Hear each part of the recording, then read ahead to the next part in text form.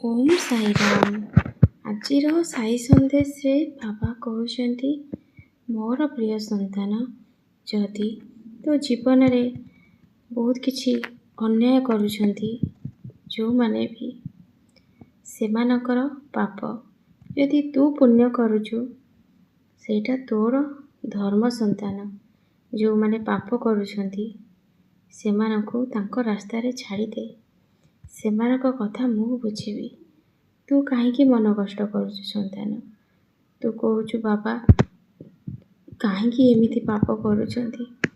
ପାପ ଭାର ଯେତେବେଳେ ବଢ଼ି ବଢ଼ି ଯିବ, ସେମାନଙ୍କ ଅବସ୍ଥା ବହୁତ ଖରାପ ହେଇଯିବ।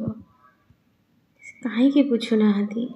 କାହିଁକି ସବୁ କଥା ଜାଣିକି ବି କିଛି ଲୋକମାନେ ଏତେ ଅନ୍ୟାୟ କରୁଛନ୍ତି? ସନ୍ତାନ,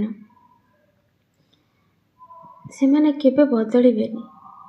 ଯେ ପର୍ଯ୍ୟନ୍ତ ସେମାନେ ସବକ ନ ଶିଖିଛନ୍ତି, ସେମାନେ କେବେ ବି ବଦଳିବେନି ସନ୍ତାନ। ତୁ କିନ୍ତୁ ତୋର କର୍ମକୁ ଠିକ୍ ଭାବରେ କରିଚାଲ। କିଛି ଲୋକମାନେ ଅଛନ୍ତି ତତେ ବହୁତ ନିନ୍ଦା କରୁଛନ୍ତି, ଉପହାସ କରୁଛନ୍ତି। ସନ୍ତାନ, ସେମାନେ କେବେ ବଦଳିବେନି।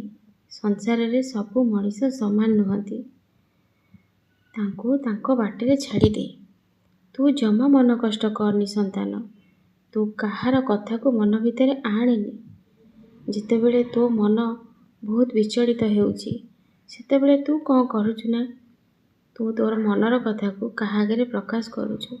କିନ୍ତୁ ସେ ଲୋକମାନେ ତତେ ଛୋଟ କରି କହିକି ପୁଣି ଚାଲି ଯାଉଛନ୍ତି। ଏଇଟା କ'ଣ ତତେ ଭଲ ଲାଗୁଛି ସନ୍ତାନ?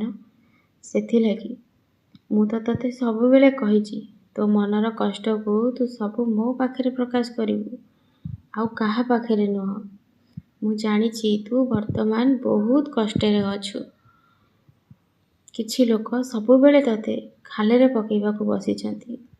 କିନ୍ତୁ ସନ୍ତାନ, ଏଇଟା ମନେ ରଖିଥା, ଯେପର୍ଯ୍ୟନ୍ତ ତୋ ବାବା ଉପରେ ଶ୍ରଦ୍ଧା ବିଶ୍ୱାସ ଅଛି, ଭଲ ପାଇବା ଅଛି, ସେ ପର୍ଯ୍ୟନ୍ତ ତୋର କେହି କିଛି କ୍ଷତି କରିପାରିବେନି ସନ୍ତାନ। ସେମାନେ ବିନା କାରଣରେ ଜଳୁଛନ୍ତି ସନ୍ତାନ। ତୁ ତ ଠିକ୍ ରାସ୍ତାରେ ଅଛୁ, ତାହେଲେ ତୁ କାହିଁକି ନିଜକୁ ଏତେ କଷ୍ଟ ଦେଉଛୁ? ମୁଁ ତତେ ଗୋଟେ କଥା ସବୁବେଳେ କହୁଛି, ବିପଦ ଆସିବ, କିନ୍ତୁ ସେ ବିପଦରେ ତୋର କିଛି ଅସୁବିଧା ହେବନି ସନ୍ତାନ। ମୁଁ ଅଛି। ଏ କଥାକୁ ସବୁବେଳେ ଧ୍ୟାନରେ ରଖିବୁ। ତୁ ସବୁବେଳେ ମନ୍ତ୍ର ପାଠ କର ସନ୍ତାନ। ଭାଗ୍ୟର ରେଖାକୁ କେହି ବଦଳେଇ ପାରିବେନି, କିନ୍ତୁ ନିଜର କର୍ମ ଦ୍ୱାରା ତୁ ନିଜର ଭାଗ୍ୟ ରେଖାକୁ ବଦଳେଇ ପାରିବୁ। ଭଗବାନ ଯେତେବେଳେ ଖୁସି ଆଉ ପ୍ରସନ୍ନ ହେବେ ନା, ତୋର ସବୁ କର୍ମଫଳକୁ କାଟିଦେବେ। ସେଥିଲାଗି ସବୁବେଳେ ଚେଷ୍ଟା କର ଭଗବାନଙ୍କୁ ଖୁସି ରଖିବା ପାଇଁ ସନ୍ତାନ। ଭଗବାନ କେମିତି ଖୁସି ହେବେ? ଭଲ କର୍ମ, କିଛି ଲୋକମାନଙ୍କ ମୁହଁରେ ହସ ଫୁଟେଇବା, କିଛି ଜୀବଜନ୍ତୁଙ୍କ ଭୋକିଲା ପେଟକୁ ଚିହ୍ନିବା, ତାଙ୍କୁ କିଛି ଖାଇବାକୁ ଦେବା। କିଏ ଯଦି କଷ୍ଟରେ ଅଛି ତାକୁ ହସେଇ ଦେଲେ ଭଗବାନ ତ ବହୁତ ଖୁସି ହେଇଯିବେ ସନ୍ତାନ।